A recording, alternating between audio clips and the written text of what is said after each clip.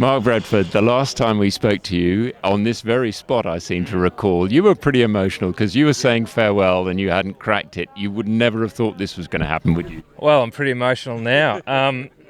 No, it's funny to think that we got here and that it kept rolling along. We thought that the boat was going to go to Europe, and that was our last chance at the Hobart race. But, I think that the COVID thing sort of has worked really well for some people and really bad for other people. I mean, obviously, people have had the ultimate sacrifice here, but just in terms of our planning, it just sort of moved us all the way back to this spot again. So it was just fate, or I'm not really sure what it was, but here we are.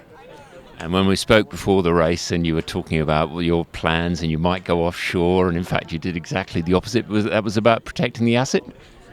Yeah, for sure. I mean,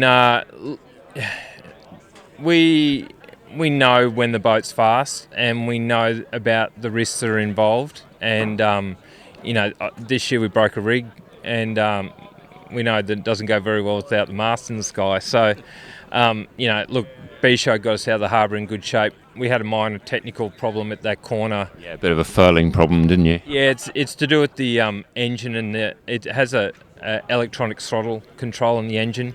And so if the engine doesn't rev, none of the controls work. And so I was trying to uncant the keel, the boys were trying to furl the sails, and then ultimately I was trying to not run into Whitty and then the spectators.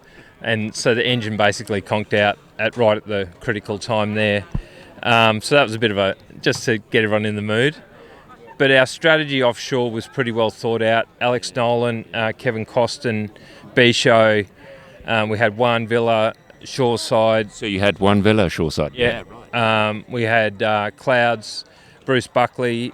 So we had a really heavy-duty effort went into it, and they did a solid 10 days of really hardcore communicating.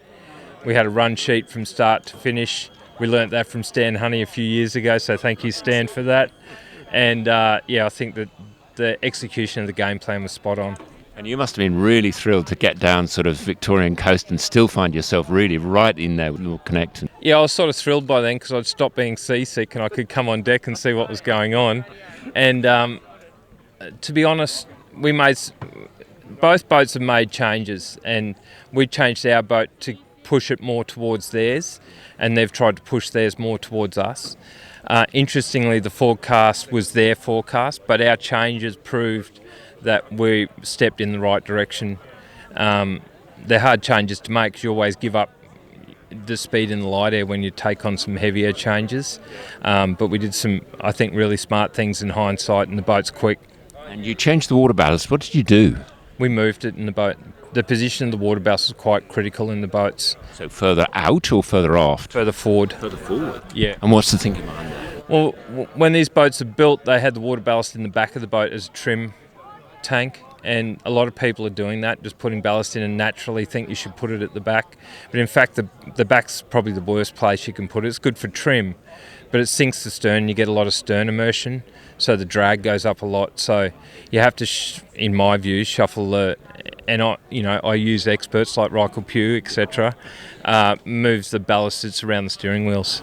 Right, that's interesting. And then the other thing was you were saying the mast's 80 kilos lighter, but a bit fatter down the base, so that was helping as well? Yeah, so lighter mast lowers the vertical centre of gravity, and then we built a specialist reaching sail that we call a Frojo, which is a fractional J0. Frojo. I've heard about a fro, but a Frojo. It's a Frojo. You heard it here first, people. And it's just a out-and-out fractional reaching sail because we reef quite early, so it makes us a masthead rig, and that really helped.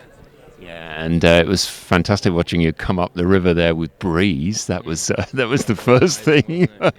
Not getting stuck and wondering about Little Connect behind you, yeah? Yeah. I mean, the Derwent's such a tricky place. I mean, you can't... This race is never over until it's over, so thank God we got up in one piece. Adam Beashall, by the way. Oh, Adam Beashall. A legend. Yeah.